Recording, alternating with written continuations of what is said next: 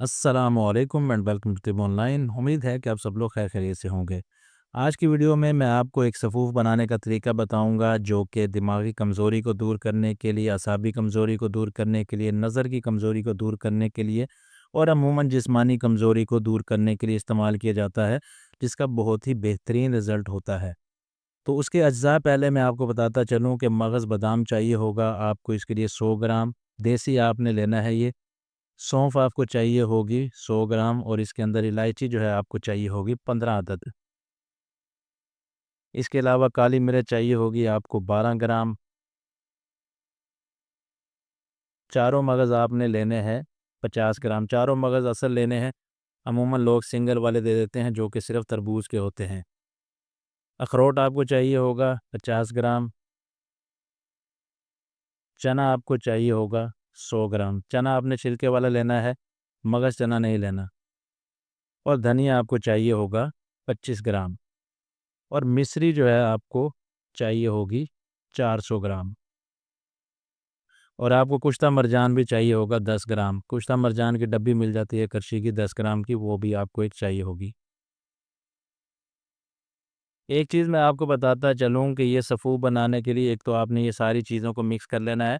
बादाम जो है आपने वो देसी लेने हैं लाज़मी। अमूमन लोग क्या करते हैं कि वो अमेरिकन बादाम या ऑस्ट्रेलियन इस्तेमाल करते हैं। वो फ़ार्मी होते हैं, उनका रिज़ल्ट कोई ख़ास अच्छा नहीं होता। इसलिए आपको देसी बादाम इसके लिए चाहिए होंगे। देसी बादाम आप इस्तेमाल करेंगे तो वो भरपूर आपको फ़ायदा देंगे। तो सारी चीज़ों को जो है एक बर्तन में डालकर हमने ग्राइंड कर लेना है। अच्छे तरीके से इसका बारीक सफ़ूफ़ तैयार कर लेना है। बारीक सफ़ूफ़ तैयार कर लेना है सारी चीज़ों को ग्राइंड करके, और फिर बाद में इसमें कुश्ता मरजान को ऐड कर देना है। कुश्ता मरजान दिल की ताकत के लिए, दिमाग की ताकत के लिए और नज़र के लिए बहुत ज़्यादा ये फ़ायदेमंद होता है। तो इस सफ़ूफ़ में इसको डालकर अच्छी तरह हमने इसको मिक्स कर लेना है, तो हमारा जो है सफ़ूफ़ तैयार हो जाएगा।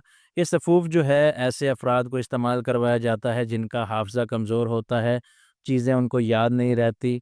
ऐसे बच्चे जो कि सबक याद करते हैं, उनको सबक याद नहीं होता, या फिर ऐसे अफ़राद, ऐसे लड़के, ऐसे बच्चे जो कि हाफ़िज़ कुरान बन रहे होते हैं और उनको बार-बार हिफ़्ज़ करने के लिए बार-बार दोहराना पड़ता है, तो उनको जो है दिमागी कमज़ोरी हो जाती है।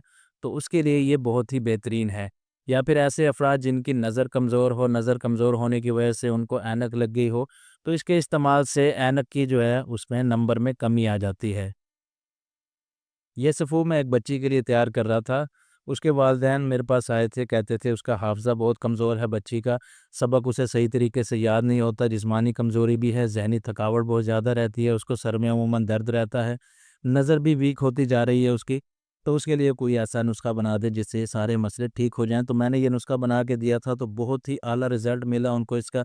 बच्ची को जो है सबक भी याद होने लग गया, उसकी नज़र भी ठीक होने लग गई, उसका हाफ़िज़ा ठीक हो गया और बच्ची जो है चुस्त और एक्टिव होने लग गई। तो उन्होंने मुझे कहा कि ये दोबारा आप बना के दें, इस दफ़ा आपने डबल मिक़दार में बना के देना है ताकि हम दूसरे बच्चे के भी इस्तेमाल करवा सकें।